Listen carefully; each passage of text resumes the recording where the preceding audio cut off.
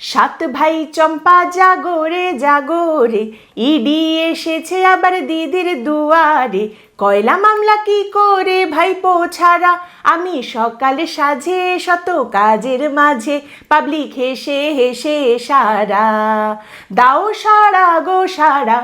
ক্ষমা করবেন, আসলে ব্যাপারটা হচ্ছে সকাল থেকে এই রিলটা দেখছি, তার সঙ্গে ইডির রেড, মমতা বন্দ্যোপাধ্যায়ের বক্তব্য মিলিয়ে যা সমস্ত কাণ্ড কারখানা চোখের সামনে দেখতে পাচ্ছি, মাথাটা জাস্ট একেবারে জ্যাম হয়ে গেছে। তো যাই হোক, কি হয়েছে বিষয়টা, হ্যাঁ ইয়েস, নাস্টি হোম মিনিস্টার নটি হোম মিনিস্টার, আমি বলছি না, মুখ্যমন্ত্রী বলছেন নাস্টি হোম মিনিস্টার নটি হোম মিনিস্টার ইডিকে পাঠিয়ে দিয়েছেন আইপ্যাকের অফিসে তৃণমূল কংগ্রেসের ইলেকশন স্ট্র্যাটেজি চুরি করার জন্য। এমনটাই বলছেন মমতা বন্দ্যোপাধ্যায়। এই ইলেকশন স্ট্র্যাটেজি তৃণমূলের চুরি করতেই ইডির অফিসাররা এসেছিলেন এবং তারপর থেকে যা সমস্ত কাণ্ড কারখানা একের পর এক ঘটে চলেছে, চলুন আমরা 1, 2, 3, 4 করে প্রত্যেকটা রেকর্ড করে নিই। তার কারণ আজ থেকে 20 বছর পরে আমাদের পরবর্তী প্রজন্মকেও দেখাতে হবে তো যে কি সুন্দর একটা সার্কাসে আমরা বসবাস করতাম। প্রথম পয়েন্ট, ইডির রেড। বেসিক্যালি ইডি দেখা যাচ্ছে যে আজ এই শীতে, এই ঠান্ডার মধ্যে এতদিন ধরে নাকে তেল দিয়ে ঘুমানো থেকে ফাইনালি উঠে বসেছে, নড়ে চড়ে বসেছে। ইডির বক্তব্য হচ্ছে কয়লা পাচার মামলার জন্য তারা রেড করছে। কয়লা পাচার মামলা, অভিযুক্ত অনুপ মাঝি। 2024-এ এই মামলাটায় শেষ বেশ নাড়াচাড়া পড়েছিল, সেই সময় বেশ বাজার গরম হয়েছিল, কারণ তখন একদম টাটকা টাটকা খবর বেরোচ্ছে। তো এই অনুপ মাঝি অবৈধভাবে কয়লা পাচার করে প্রচুর টাকা পয়সা হাওয়ালার মাধ্যমে বিভিন্ন সংস্থার কাছে পাঠিয়েছে, কোটি কোটি টাকার লেনদেন হয়েছে, মানি লন্ডারিং হয়েছে, সব বলা হলো। তারপরে যা হয়, কেন্দ্রীয় তদন্তকারী সংস্থার প্রত্যেকটা কেসে এই কেসটাও কোল্ড স্টোরেজে ঢুকে গিয়েছিল, সেই কোল্ড স্টোরেজ থেকে কেসটাকে আজকে বের করে নিয়ে এসেছে ইডি এবং সেইটা তদন্ত করার জন্যই তারা বিভিন্ন জায়গায় রেড করেছে। ইডির বক্তব্য, এই কয়লা পাচারের কোটি কোটি টাকা হাওয়ালার মাধ্যমে আইপ্যাকের কাছেও ঢুকেছে, এমন তথ্য আমাদের কাছে এসেছে, আর সেটা তদন্ত করার জন্যই আমরা ইডির রেড করেছিলাম আজ আইপ্যাকের অফিসে এবং প্রতীক জৈন, আইপ্যাকের মাথা প্রতীক জৈন, তার বাড়িতে। তারই সঙ্গে ইডির বক্তব্য হচ্ছে, দেখুন আমরা শুধুমাত্র এই দুটো জায়গায় রেড করেছিলাম তা নয়, এই একই তদন্তের জন্য কলকাতা এবং পশ্চিমবঙ্গ মিলিয়ে টোটাল 10টা জায়গায় ইডির রেড আজ করা হয়েছে। দ্বিতীয় পয়েন্ট, মুখ্যমন্ত্রী কি করেছেন, রেড হচ্ছে জানার সঙ্গে সঙ্গে প্রতীক জৈনের বাড়িতে মুখ্যমন্ত্রী নিজে পৌঁছে গেছেন এবং পুলিশ কমিশনার মনোজ বর্মাকে সঙ্গে নিয়ে পৌঁছে গেছেন। ইতিমধ্যে আইপ্যাকের অফিসে যেখানে রেড হচ্ছে সেখানে তিনি কাদের পাঠিয়ে দিয়েছেন, তিনি বিধাননগরের সিপি, কলকাতা পুলিশের ডিজি ভালো ছেলে রাজীব কুমার, মন্ত্রী সুজিত বসু, বিধাননগরের মেয়র কৃষ্ণা চক্রবর্তী, এদেরকে তিনি পাঠিয়ে দিয়েছেন আইপ্যাকের অফিসে। এইবার দুটো জায়গা থেকেই যা ফাইলপত্র, কাগজপত্র, হার্ড ডিস্ক যা পাওয়া গেছে সেই সমস্ত কিছু বেঁধে ছেদে বের করে নিয়ে চলে এসেছেন এবং সবটা তিনি নিজে বয়ে যে নিয়ে আসতে পেরেছেন এমনটাও নয়, পুলিশ অফিসারদের দিয়েও দেখা যাচ্ছে যে সেই সমস্ত কিছু বের করা হয়েছে। পুলিশ অফিসাররা কাগজপত্র, ফাইল, সেই সমস্ত কিছু দেখা যাচ্ছে নথিপত্র বের করে নিয়ে এসে গাড়িতে তুলে রাখছেন। মুখ্যমন্ত্রী নিজে কিছু বের করে নিয়ে চলে এসেছেন, ছিনিয়ে নিয়ে চলে এসেছেন একেবারে ফোন, হার্ড ড্রাইভ, ফাইল, তার সঙ্গে পুলিশকে দিয়ে বেশ কিছু এরকম কাগজপত্র, ফাইল এসব তিনি বের করিয়ে এনেছেন এবং তারপরে আবার ক্রস চেক করার পরে রিপোর্টে দেখা যাচ্ছে যে পুলিশ অফিসাররা আইপ্যাকের অফিস থেকে বা প্রতীক জৈনের বাড়ি থেকে যে কাগজপত্র, নথিপত্র বের করে নিয়ে এসে গাড়িতে তুলেছেন, সেই গাড়িগুলো রেজিস্টার্ড রয়েছে অল ইন্ডিয়া তৃণমূল কংগ্রেসের নামে। অর্থাৎ মুখ্যমন্ত্রী মমতা বন্দ্যোপাধ্যায়, দলনেত্রী মমতা বন্দ্যোপাধ্যায় পুলিশদের দিয়ে প্রতীক জৈনের বাড়ি থেকে কাগজপত্র, ফাইল এই সমস্ত কিছু বের করিয়ে পার্টির গাড়িতে তুলিয়ে দিয়েছেন। অর্থাৎ বুঝতেই পারছেন, পুলিশ প্রশাসন, মন্ত্রী, মুখ্যমন্ত্রী সবাই মিলে খুব সুন্দর একত্রিতভাবে তারা একটা চেষ্টা করেছেন এবং সেটাকে একটা বাস্তবায়িত করতে পেরেছেন। অন্য কেউ যদি এসব করতো, মানে ইডির রেড হচ্ছে আর ইডির সামনে দিয়ে সমস্ত জিনিসপত্র ছিনিয়ে নিয়ে চলে যাচ্ছেন, তাহলে নিদেন পক্ষে তার জেল হতো।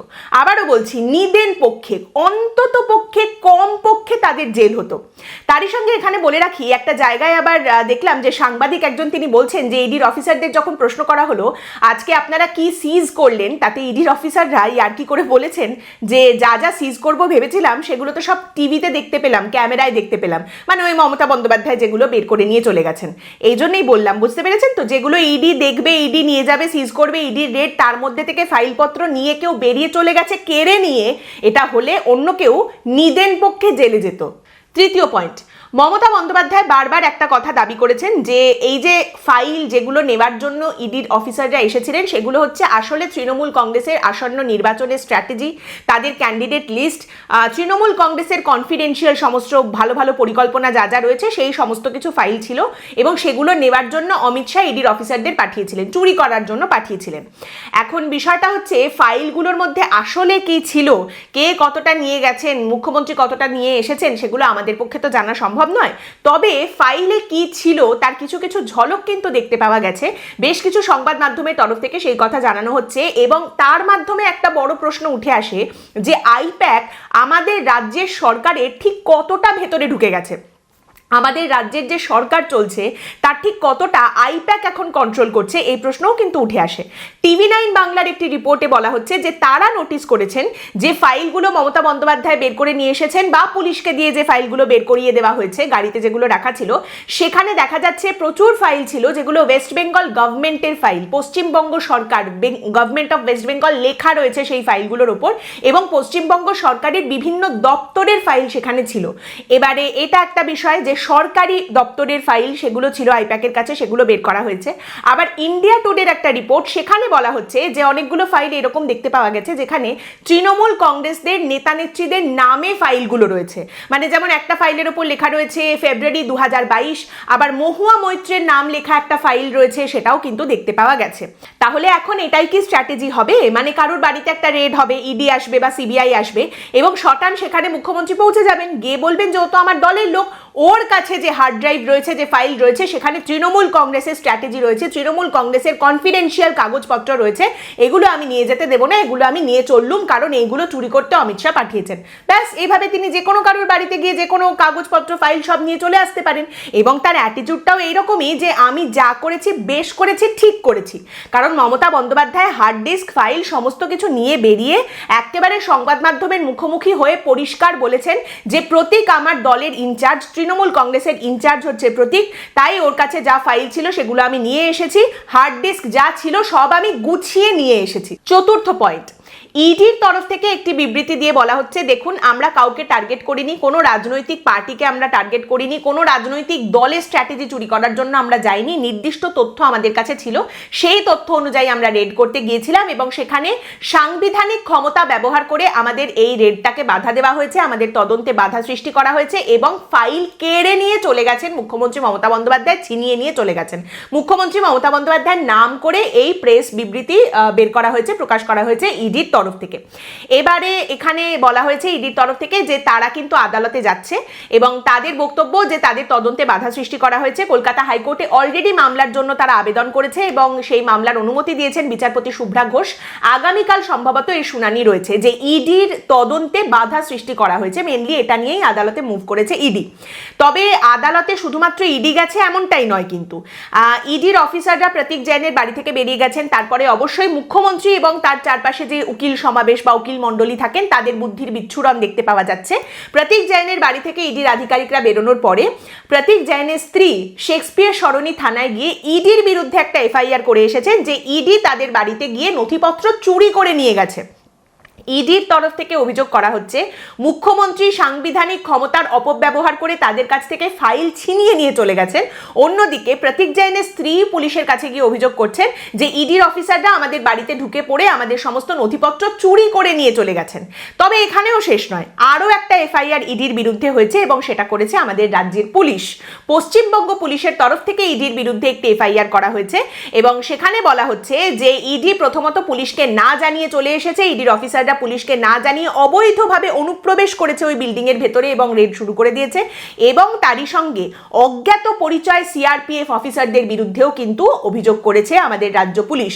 রাজ্য পুলিশের বক্তব্য, আমরা যখন পরে সেখানে গিয়ে পৌঁছাই, আমরা যখন ঢুকতে চাইছিলাম তখন অজ্ঞাত পরিচয় সিআরপিএফ এর আধিকারিকরা আমাদের গায়ে হাত দিয়েছে, ধাক্কাধাক্কি করেছে, পুলিশের গায়ে তারা হাত তুলেছে।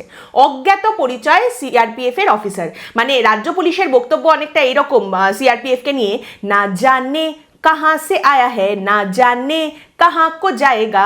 পঞ্চম পয়েন্ট, এখানে যদি আমরা একটা তুলনামূলক আলোচনায় যাই তাহলে তো দেখা যাচ্ছে যে সিবিআই এর থেকে অন্তত ইডি একটু বেশি কাজের। সিবিআইকে তো রাস্তা থেকেই তুলে নিয়েছিলেন, ইডি অন্তত বাড়ির ভেতরে ঢুকতে পেরেছে, কিছুটা তল্লাশি চালাতে পেরেছে, তারপরে অবশ্য মুখ্যমন্ত্রী এসে ঢুকে পড়েছেন। আবার মুখ্যমন্ত্রী কি করে জানতে পারলেন যে ইডির রেড হচ্ছে? মুখ্যমন্ত্রীর কাছে কিন্তু খবর ছিল না, তিনি কাকতালীয়ভাবেই জানতে পেরে গেছেন। মুখ্যমন্ত্রী বলছেন আমার দলের বিভিন্ন বিষয় তো আমি প্রতীককে ফোন করি, করে ওর সঙ্গে কথাবার্তা বলি, সেই রকমই আমি ফোন করেছিলাম, দেখলাম ও ফোন ধরছে না, তারপর খোঁজ খবর নিয়ে জানতে পারলাম ওর ফোনটা ওর কাছে নেই, ইডির অফিসাররা রেড করছে ওর বাড়িতে। তখনই আমার মনে হলো যে আমাদের দলের সমস্ত স্ট্র্যাটেজি কৌশল ওরা সমস্ত কিছু নিয়ে নেবে, এবং তারপরেই আমি সেখানে পৌঁছে যাই। আমার কেউ যদি বিপদে পড়ে আমার দায়িত্ব তার পাশে সব সময় অবশ্যই দাঁড়ানো। খুব ভালো কথা। এবারে তিনি কেউ বিপদে পড়েছেন বলে পাশে দাঁড়াতে গেছেন, স্ট্র্যাটেজি চুরি হয়ে যাচ্ছে, সেই সমস্ত স্ট্র্যাটেজি যদি বিজেপির হাতে চলে যায় সেটা আটকানোর জন্য তিনি গেছেন, নাকি কয়লা পাচারের যে তদন্ত চলছে তার কিছু নথিপত্র প্রমাণ রয়েছে সেগুলো লোপাট করার জন্য পৌঁছে গেছেন, সে তো আর আমরা জানি না। কোনো একটার জন্য তিনি অবশ্যই পৌঁছে গেছেন। এখন একটা বড় প্রশ্ন হচ্ছে, এই যে ফোন, হার্ড ডিস্ক, ফাইল যেগুলো সমস্ত মমতা বন্দ্যোপাধ্যায় বের করে নিয়ে চলে এসেছেন, যেগুলো অ্যাকচুয়ালি ইডি সিজ করতে পারতো কিন্তু মমতা বন্দ্যোপাধ্যায় ছিনিয়ে নিয়ে চলে এসেছেন, ওই যে সেই ফোন যেটা প্রতীক জৈন ফোনে কথা বলছেন না, প্রতীক জৈনের কাছে ফোন নেই তাই মমতা বন্দ্যোপাধ্যায়ের ফোনটা ধরছেন না, প্রতীক জৈনের সেই ফোনটাও সম্ভবত ইডির কাছ থেকে নিয়ে চলে এসেছেন মমতা বন্দ্যোপাধ্যায়। তো এবার কথাটা হচ্ছে আগামীকাল মামলাটা উঠবে আদালতে, আদালতের তরফ থেকে যা বলার বলা হবে, কিন্তু আজ রাতের মধ্যে ওই কাগজপত্র, ফাইল, হার্ড ডিস্ক, ফোন এগুলোর কি হবে? হার্ড ডিস্ক ফরম্যাট করে দেওয়া হতে পারে, ফোন ক্লিন করে দেওয়া হতে পারে, নথিপত্র, কাগজপত্র, ফাইল এ সমস্ত পুড়িয়ে দেওয়া হতে পারে, এবং তারপরে আদালতে গিয়ে কাল 4টে ডামি দিয়ে বলা যেতেই পারে দেখুন না হার্ড ড্রাইভে আমাদের দলের স্ট্র্যাটেজি ছাড়া আর কিছুই নেই, ফোনটা দেখুন না এখানে আমাদের দলের বিভিন্ন রকম সিক্রেট ছাড়া আর তো কিছুই নেই, নির্বাচনের স্ট্র্যাটেজি ছাড়া আর তো কিছুই নেই। কাল তৃণমূল কংগ্রেস একেবারে হয়ে যাবে মেরা নাম লতা মুঝে কুছ নেই পাতা। এই গোটা জিনিসটায় যার প্রোপ্রাইটারশিপ থাকার কথা, কারণ কয়লা পাচার, কয়লা চুরির সঙ্গে যার নামটা মাঝে মধ্যেই জুড়ে দেওয়া হয়, অভিযুক্ত বলে যাকে বলা হয়, কয়লা ভাইপো বলে যাকে লোকজন কটাক্ষ করে থাকেন, সেই অভিষেক বন্দ্যোপাধ্যায়ের কিন্তু এই নিয়ে কোনো বক্তব্য নেই, তিনি সিনেই নেই, তিনি পুরো চিল, এই নিয়ে তিনি কোনো মন্তব্যও করছেন না, কোনো কথাবার্তাও বলছেন না।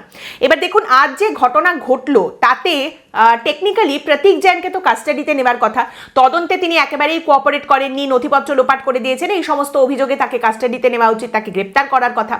এবং টেকনিক্যালি দেখতে গেলে মুখ্যমন্ত্রী এই যে নথিপত্র প্রমাণ সমস্ত কিছু ইডির অফিসারদের সামনে থেকে নিয়ে পালিয়ে গেছেন এবং সমস্ত তথ্য প্রমাণ লোপাট করার জন্য হার্ড ডিস্ক নিয়ে চলে গেছেন, এর জন্য মুখ্যমন্ত্রীর বিরুদ্ধেও আইনি পদক্ষেপ হওয়া উচিত, তাকেও কাস্টাডিতে নেওয়া উচিত, কিন্তু সে সমস্ত কোনো কিছু দেখার কোনো স্কোপ আছে বলে মনে হয় না। তাহলে আপনি প্রশ্ন করবেন যে হবেটা কি? দেখুন কি হবে, কি করেই বা বলা যাবে? মানে একটি রাজ্যের মুখ্যমন্ত্রী, 71 বছর বয়সের একজন মানুষ, তিনি একটা সরকারি রেডের পৌঁছে গেছেন, সেখানে ঢুকে পড়েছেন জোর জবরদস্তি করে, সেই রেডটাকে পণ্ড করে দিয়েছেন। শুধু তাই নয়, কেন্দ্রীয় সরকারি অফিসারদের হাতের সামনে থেকে তাদের ফাইলপত্র যা সিজ করার কথা সেগুলো টেনে বের করে নিয়ে গাড়িতে তুলে সেখান থেকে শটান বেরিয়ে চলে গেছেন।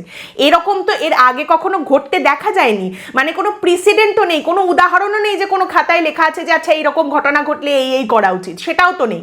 কাজেই কি হবে দেখা যাবে। আগামীকাল যখন মামলাটা আদালতে উঠবে ততক্ষণে সমস্ত নথির গতি হয়ে যাবে, তাই এই সমস্ত কিছু হবে বলে একেবারেই মনে হয় না। ডিসেম্বরে শহরে সার্কাস বসে, এটাও সেই রকমই শীতের সকালে একটা আজব সার্কাস দেখলেও পশ্চিমবঙ্গবাসী। আজকের পর্ব এখানেই শেষ করছি। আপনাদের মতামত অবশ্যই জানাবেন, পরের দিন দেখা হবে অন্য একটি বিষয় নিয়ে আলোচনায়। ভালো থাকবেন।